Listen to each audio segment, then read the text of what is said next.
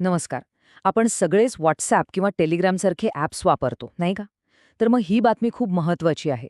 कारण भारत सरकार एक असं नवीन नियम आणत आहे, जो आपल्या मेसेजिंग ॲप्स वापरण्याच्या पद्धतीला कायमचा बदलू शकतो.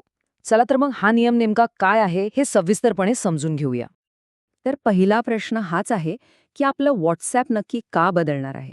म्हणजे व्हॉट्सॲप, टेलिग्रॅम, सिग्नल कोट्यवधी लोक रोज हे ॲप्स वापरतात.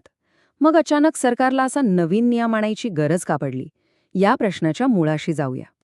ह्या सगळ्यामागे एकच मोठं आणि गंभीर कारण आहे आणि ते म्हणजे वाढती डिजिटल फसवणूक. ही काही लाखांची गोष्ट नाहीये, तर दरवर्षी सामान्य माणसांच्या खिशातून हजारो कोटी रुपये या फसवणुकीमुळे जात आहेत. विचार करा, हा आकडा किती मोठा आहे. आता सरकारच्या या मोठ्या निर्णयाला समजून घेण्याआधी ज्या समस्येवर हा तोडगा काढला जातोय, ती समस्या किती मोठी आणि गंभीर आहे हे पाहणं महत्वाचं आहे. घोटाळेबाजांची ही वाढती लाट नेमकी कशी आहे ते बघूया. तुम्ही डिजिटल अरेस्टबद्दल ऐकलं असेल किंवा मग कोणीतरी खोटं नाव सांगून फसवल्याचं. घोटाळेबाज रोज नवनवीन आणि अधिक हुशार मार्ग शोधून काढत आहेत. आणि यामुळे फक्त पैशांचं नुकसान होते असं नाही, तर लोकांना प्रचंड मानसिक त्रासही सहन करावा लागतोय. तर मग या वाढत्या समस्येवर सरकारचा उपाय काय आहे?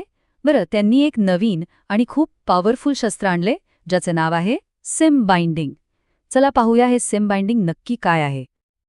अच्छा, तर हे सिम बाइंडिंग प्रकरण नक्की आहे तरी काय? बघा, आत्तापर्यंत कसं होतं, आपण ॲप इन्स्टॉल केलं की एकदा OTP यायचा, व्हेरीफाय झालं की विषय संपला. पण आता तसं नाही चालणार. या नवीन नियमानुसार ते ॲप 24 तास सतत हे तपासत राहणार की ज्या सिमवर रजिस्ट्रेशन झालंय तेच सिम त्या फोनमध्ये आहे की नाही. म्हणजे अक्षरशः ते ॲप आणि ते सिम यांना एका अदृश्य दोरीने कायमचा बांधून टाकलं जाईल. या धोरणाचे 2 मुख्य भाग आहेत आणि दोन्हीही आपल्या दैनंदिन वापरावर परिणाम करतील. एक आहे फोनसाठी आणि दुसरा आहे संगणक किंवा लॅपटॉपवर वापरल्या जाणाऱ्या वेब व्हर्जनसाठी. आणि एक गोष्ट लक्षात ठेवायला हवी, ही फक्त एक सूचना किंवा शिफारस नाहीये. हा दूरसंचार विभागाकडून आलेला एक बंधनकारक कायदेशीर आदेश आहे. म्हणजे कंपन्यांना तो पाळावाच लागेल. पण सरकारला इतका कठोर नियम का आणावासा वाटला? याचं कारण म्हणजे घोटाळेबाजांनी एक अशी पळवाट शोधून काढलीय ज्यामुळे ते अक्षरशः अदृश्य होतात, कायद्याच्या हातांपासून दूर. चला, त्यांची ही युक्ती काय आहे ते पाहूया. आता हे बघा, हे किती सोपं पण तितकंच धोकादायक आहे.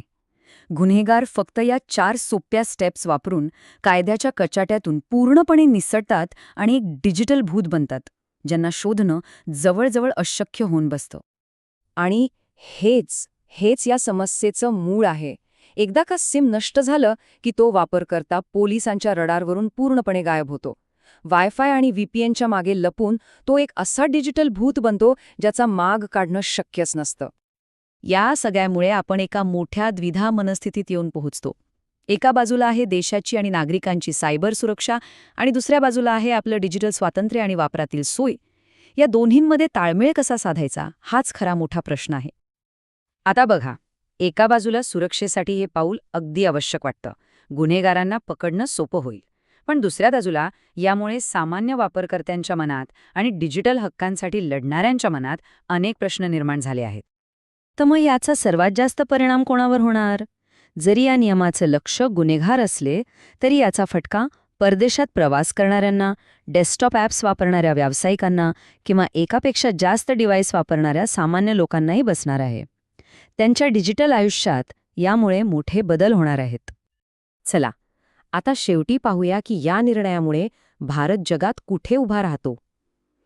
कारण हा एक असा डिजिटल प्रयोग आहे जो इतर कोणत्याही मोठ्या देशाने आजपर्यंत केलेला नाही. जर आपण जागतिक स्तरावर पाहिलं तर भारताचा हा मार्ग अगदीच वेगळा दिसतो.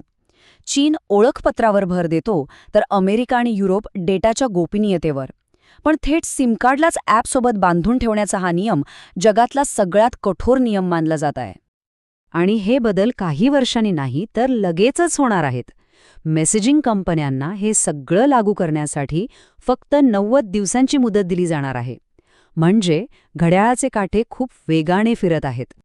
या नियमाच्या समर्थकांचं म्हणणं एकदम स्पष्ट आहे.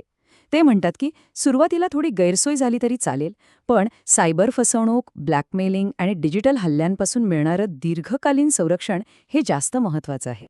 शेवटी हे धोरण आपल्याला भारतातील डिजिटल जीवनाच्या भविष्याबद्दल एक मूलभूत प्रश्न विचारण्यास भाग पडतं. आपल्या सुरक्षेसाठी आपण स्वातंत्र्याची आणि सोयीची कोणती किंमत मोजायला तयार आहोत? हे एक सुरक्षा कवच आहे की एक डिजिटल पिंजरा? विचार करण्यासारखी गोष्ट आहे.